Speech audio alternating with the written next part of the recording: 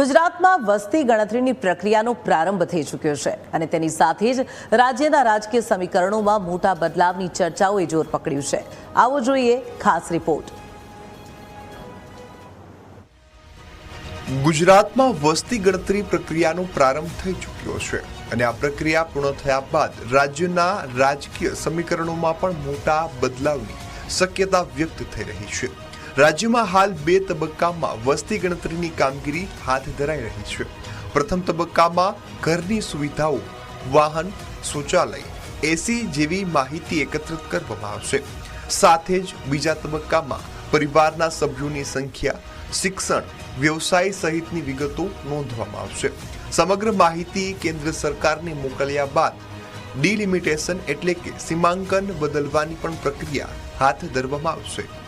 Delimitation એ બંધારણમાં બતાવેલી જોગવાઈ છે, પરંતુ એના માટે સરકાર ડિલિમિટેશન કમિશનની જાહેરાત કરે છે.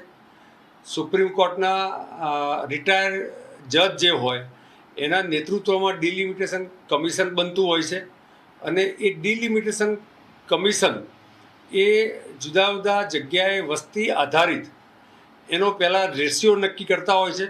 માનનીય પ્રધાનમંત્રી શ્રી અને માનનીય હોમમંત્રી શ્રી અમિતભાઈએ પણ સંસદના ફ્લોર પર કહ્યું છે કે ડિલિમિટેશન પછી દેશના કોઈપણ રાજ્યને અન્યાય ના થાય તે પ્રકારેનો રેશિયો નક્કી કરવામાં આવશે.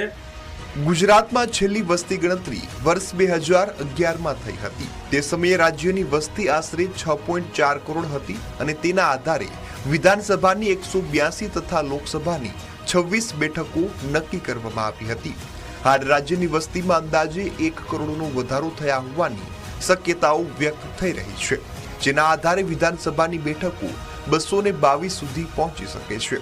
તેમજ લોકસભાની બેઠકોમાં પણ 4 થી 6 સીટનો વધારો થવાની શક્યતા છે. ડિલિમિટેશનની પ્રક્રિયાને લઈ રાજકીય ચર્ચાઓ તેજ બની છે. કોંગ્રેસે વસ્તી ગણતરીની પદ્ધતિ પર સવાલ ઉઠાવ્યા છે અને જાતિ આધારિત જનગણનાની માંગ કરી છે. ખરેખર તો એક જ સમય કરવાનો તો ઇન્ક્લુઝન કેમ નહીં, બધાની કેમ નહીં, બધા ડેટા કેમ નહીં. તમે મર્યાદિત લ્યો, ધારો કે તમારા ઘરે ટીવી કેટલા છે, એસી કેટલા છે, વાહન છે કે દ્વિચક્રી છે, 4 વ્હીલર કેટલા છે, એ બધી વસ્તુ તમારી હેન્ડપંપ છે કે નહીં, એ બધું તો ગણશે. ગામમાં પોસ્ટ ઓફિસ છે, આરોગ્ય કેન્દ્ર છે, ઘરના મુખિયાઓની આવકના સ્ત્રોત શું છે, આ બધું ગણશે મલ્ટી ફેક્ટરમાં. પણ સૌથી મોટું ફેક્ટર ગણવાની જરૂર જે છે એ લોકોની આર્થિક સ્થિતિની સાથે સાથે સામાજિક માપદંડો ક્યાં ક્યાં બદલાઈ રહ્યા છે એની પણ ગણતરી થવી જોઈએ. બીજી તરફ રાજકીય વિશ્લેષકોનું માનવું છે કે નવા સીમાંકનથી ભાજપને રાજકીય ફાયદો થઈ શકે છે. ખાસ કરીને શહેરી વિસ્તારમાં મત વિસ્તારના નવા સમીકરણો ભાજપને અનુકૂળ બનશે એવી ચર્ચાઓ ચાલી રહી છે. એક બાજુ વિરોધ પક્ષ તદ્દન નબળો છે, પાંગડો થઈ ગયો છે. હું એમ નહીં કહું કે ખરીદી ગયો છે, પાંગડો થઈ ગયો છે, બેહોશ થઈ ગયો છે. એની સામે આ લોકો સરકારી તંત્રનો પણ વ્યવસ્થિત ઉપયોગ કરીને એને સંગઠન સાથે તાલમેલ મિલાવીને કેવી રીતે આયોજન થાય તો હવે પછીની ચૂંટણીઓ જીતી જવાય. ને હવે પાછું આ તો પત્યા પછી વન નેશન વન ઇલેક્શન તો આવવાનું જ છે. એટલે તમારે જે ઇલેક્શનની બીક લાગે છે અને ભાવ વધારો ઘટાડવો પડે છે એ બીક પણ દૂર થઈ જશે. એક બાજુ તમારી સીટો વધી જવાની, ડિલિમિટેશન થઈ જવાની, બહુમતી આવી જવાની, એના જોડે વન નેશન વન ઇલેક્શન. અને એટલે વાત બહુ જ સાચી છે કે 2047 પછી આ કોઈનો ચાન્સ નહીં લાગવા દે. હવે વસ્તી ગણતરી બાદ સીમાંકન કેવી રીતે થાય છે તેના પર સૌ કોઈની નજર ટકેલી છે.